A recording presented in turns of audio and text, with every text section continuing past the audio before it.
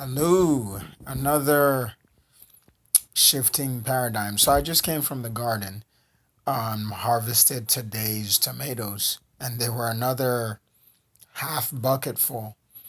I remember, distinctly remember when I'd made that little plot of, carved out that little plot of land, made my raised bed that I was like, man, this is too big. How we're going to get soil and plants to fill this place? And I was just dreaming because I'm a dreamer. To be honest, I didn't really plan. Planning is something that God is teaching me. Now, get this. This goes into today's thought. Man, I apologize. I swallowed some Gary. For those who will watch this, don't know what Gary is. Gary is the Igbo man's. Um, you know how the sun is to Superman? That's where he gets his strength. Gary is where an Ngwaman gets his strength. He eats that Garian soup if he's true to himself. Oh, Gary. Anyway, back on topic. So I was reminiscing. I was just like, man, this is crazy.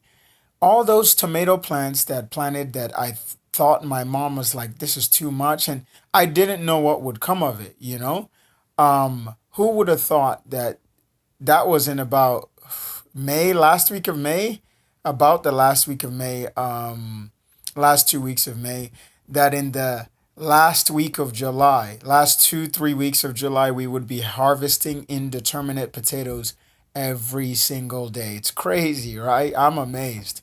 Um, and then I was walking around the garden harvesting them. The Holy Spirit began to speak as He does every time I'm either working or doing something in nature, or every time my hands are busy, the Holy Spirit speaks.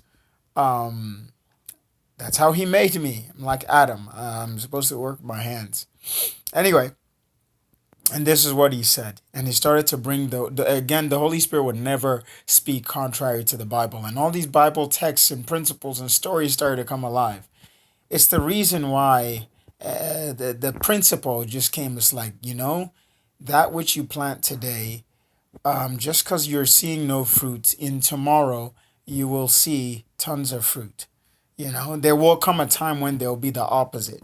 And just because the day is sunny, there will come a time when stretches where the sun won't shine.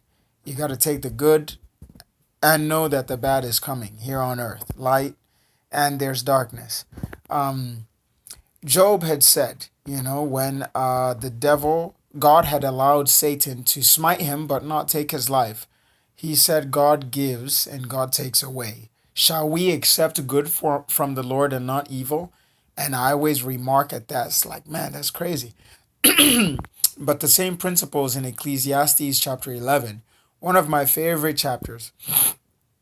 Cast thy bread upon the waters, verse 1, for you don't know, for you'll find it after many days. Um, verse 6, in the morning. Okay, yeah. In the morning, sow your seed, and in the evening, withhold not your hand, for you don't know which shall prosper, either this or that, or whether they both alike shall be good. Um, but verse 8, where it applies to what I'm saying, but if a man live many years and rejoice in them all, yet let him remember the days of darkness, for they shall be many. All that cometh is vanity. So whether the tomatoes bear or not, whether the weather is fair or whether the weather is not, we weather whatever the weather, and whether we like it or not. Good, darkness and light, all things work together for good to those who love God. Oh, that's I need chapstick, and are called according to His promise. God bless you. Another shifting paradigm. Please forgive my, yeah. Bye bye.